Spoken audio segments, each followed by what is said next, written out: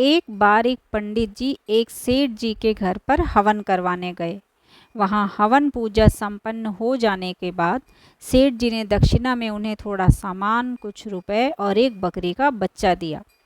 पंडित जी दक्षिणा में मिला हुआ सारा सामान और वह बकरी का बच्चा लेकर वहाँ से अपने गांव को लौट चले।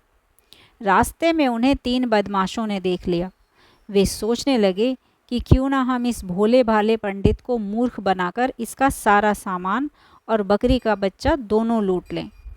ये सोचकर उन तीनों ने मिलकर एक षड्यंत्र बनाया और एक एक करके पंडित जी के पास गए। सबसे पहले एक बदमाश ने जाकर पंडित जी को राम राम किया और कहा कि इस गधे को गोद में लेकर क्यों जा रहे हो। पंडित जी बोले, यह गधा नहीं, बकरी का बच्चा है। बदमाश ने कहा, अरे क्या पंडित जी, आप पंडित होकर झूठ बोलते हो, यह गधा ही है, साफ तो दिख रहा है। अब तो पंडित जी को उस पर बहुत गुस्सा आया और उन्होंने उसे डांटकर भगा दिया।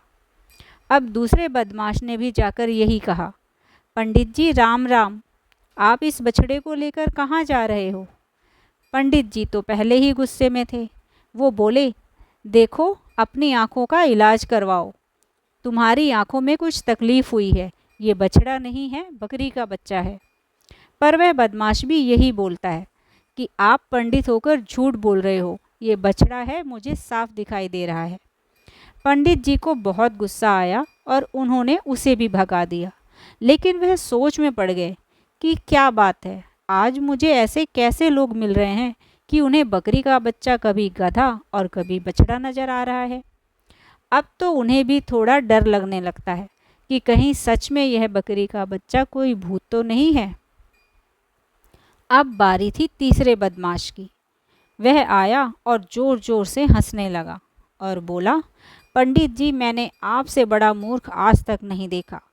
अब ये सुनकर तो पंडित जी गुस्से से आग बबूला हो गए। वे क्रोधित स्वर में बोले, क्या मतलब है तुम्हारा।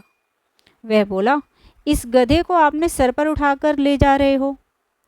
पंडित जी ने गुस्से से कहा, क्या तुम्हें मेरे हाथों में बकरी का बच्चा नहीं दिखाई देता।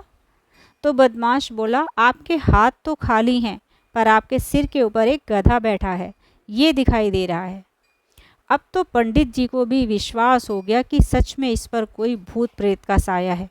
वे उस बकरी के बच्चे को वहीं पर छोड़कर भाग गए। तीनों बदमाश ठहाके लगाकर हंसे और बकरी के बच्चे को लेकर वहां से चले गए। पर वास्तव में ये पंडित जी की एक चाल थी। उन्हें पता चल गया था कि ये तीनों मिले हुए थे और उन्हें मूर्ख बनाने की कोशिश कर रहे थे। पंडित जी ने मन ही मन सोचा कि मैं भी इन्हें ये बता दूंगा कि पंडित मूर्ख नहीं, महाचतुर होते हैं। कुछ सोचकर वे एक बड़े पेड़ के ऊपर छिप कर बैठ गए।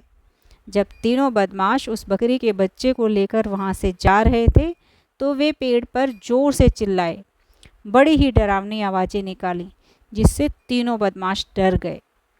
फिर वे आवाज़ बदलकर बोले कि मैं इस बकरी की माँ हूँ।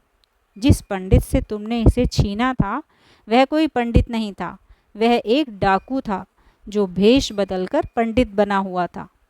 उसने मुझे मारकर मेरे बच्चे को मुझसे छीन लिया था। तुमने उसे तो भगा दिया, अब मैं अपनी मौत का बदला तुम तीनों को मारकर तुमसे लूँगी। ये सुनकर तीनों बदमाश बुरी तरह से घबरा गए और बकरी के बच्चे को वहीं पर फेंककर बेतहाशा भागे। पंडित जी पेड़ से नीचे आए और अपने प्यारे से बकरी के बच्चे को गोद में उठाकर अपने गांव को लौट गए।